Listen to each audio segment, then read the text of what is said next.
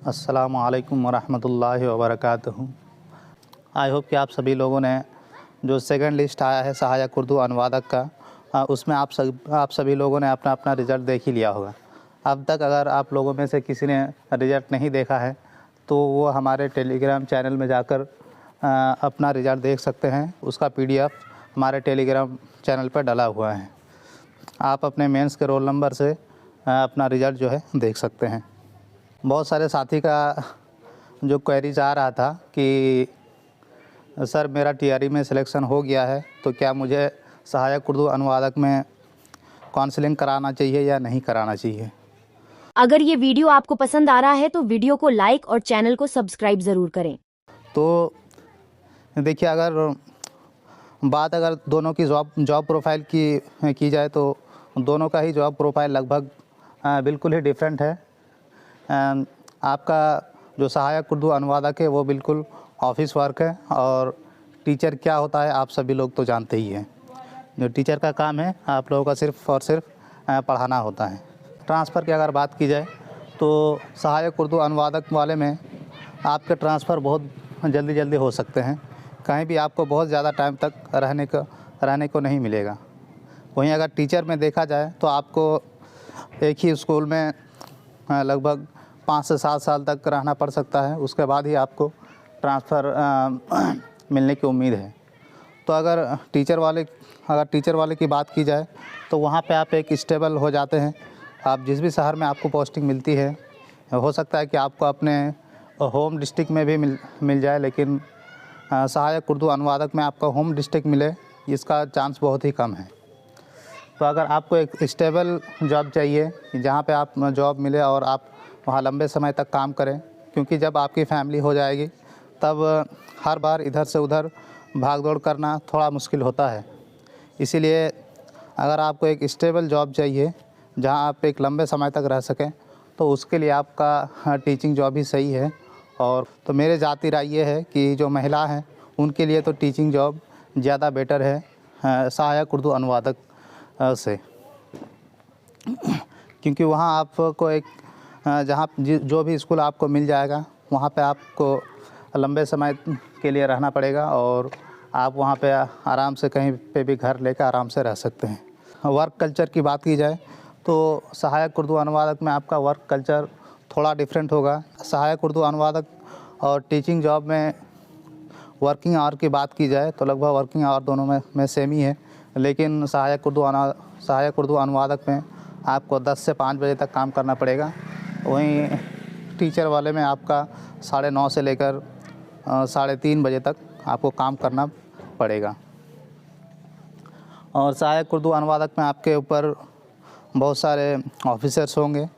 Obviously यहाँ पे थोड़ा सा काम आपको अलग अलग काम करने को मिल सकता है, लेकिन टीचर वाले जॉब में सिर्फ़ और सिर्फ आपको एक ही काम, वो है सिर्फ आपको पढ़ाना होता है। हाँ, बहुत सारे जो साथी ये पूछ रहे थे कि मेरा सिलेक्शन TRE में हो चुका है तो मुझे फिर भी सहायक उर्दू अनुवादक में आना चाहिए या नहीं आना चाहिए। तो मेरा ज़ाती राय ये है कि इन दोनों में ही जॉब में सैलरी में बहुत ज़्यादा डिफरेंस नहीं होगा। आप अगर TRE में सिलेक्शन हुआ है आपका तो आपको अभी लगभग 42 से लेकर 52,000 तक का सैलरी हो सकता है, अगर आप प्राइमरी से लेकर +2 तक में किसी भी स्कूल में ज्वाइन हुए हैं तो। और इसमें आपका सैलरी लगभग 40,000 के आसपास होगा।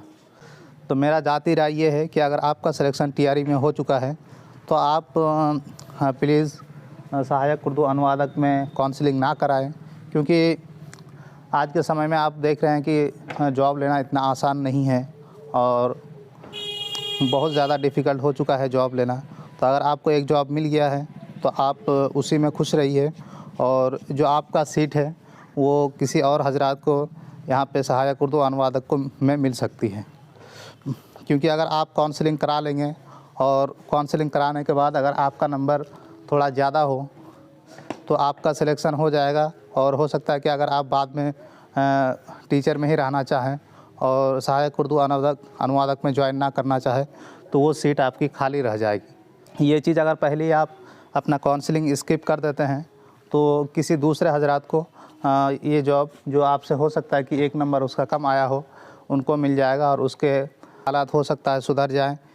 खैर हालात की बात तो अल्लाह ताला सुधारने वाला है, लेकिन अगर आप अपनी तरफ से अगर आप अपना थोड़ा-सा सैक्रिफ़ाइस करके अगर किसी के घर में किसी के चेहरे पे अगर मुस्कान ला सकते हैं, तो इससे अच्छी बात और कुछ नहीं हो सकती है।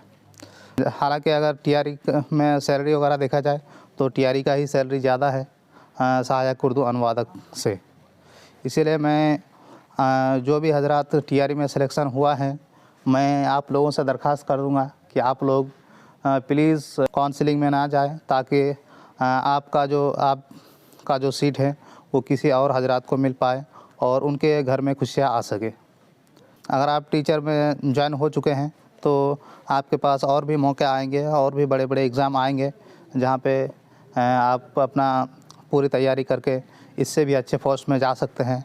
आप बीपीएससी का तैयारी कर सकते हैं या किसी और एग्ज़ाम का तैयारी कर सकते हैं। अभी जैसा कि देखा जा रहा है कि बहुत सारे ऐसे बीपीएससी के कैंडिडेट होते हैं जो ऑलरेडी टीचर होते हुए भी वो अपना बीपीएससी निकालते हैं और ऑफिसर बनते हैं। तो मेरे ख़्याल से आप लोगों को सहायक उर्दू अनुवादक का जो काउंसलिंग है वो स्किप करके बीपीएससी की तरफ ध्यान देना चाहिए, ताकि इससे अच्छे लेवल पे जा सकें और आप अपना जो भी आपको अच्छे जॉब लेने की ख्वाहिशात हैं वो आपका पूर्ण हो सके। क्योंकि सहायक उर्दू अनुवादक में सारे हमारे मुस्लिम भाई ही हैं। अगर आपकी वजह से किसी के घर में 2 पैसे आते हैं और किसी को जॉब मिल जाती है, आपको ज़िंदगी भर वो दुआएं देंगे।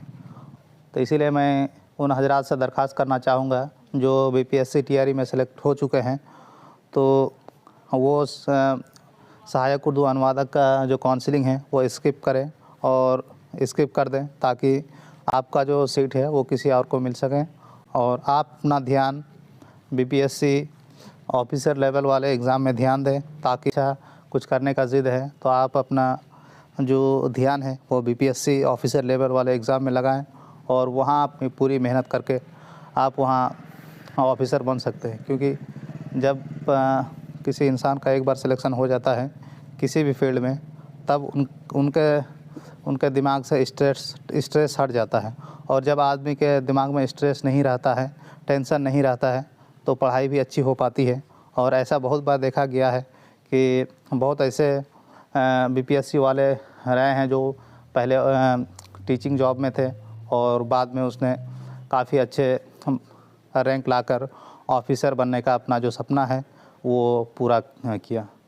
तो यही मैं आप लोगों से दरख्वास्त करूँगा कि आप लोग अगर टीचर में सिलेक्शन हो चुका है तो आप इसको स्किप करें, ताकि आपका जो सीट है वो किसी और भाई को मिल सके और वो आपको ज़िंदगी भर दुआएं दे। आप लोगों का क्या राय है इस विषय पे? आप लोग अपना राय कमेंट सेक्शन में लिख के ज़रूर बताएं, ताकि पता चल सके कि कितने लोग ऐसा है जो चाहते हैं कि जो टीआरई में सेलेक्ट हुए कैंडिडेट हैं वो लोग अपना जो काउंसलिंग है वो स्किप करें, ताकि दूसरे हज़रात को इसमें मौका मिल सके। अस्सलामु अलैकुम व रहमतुल्लाहि व बरकातुहू।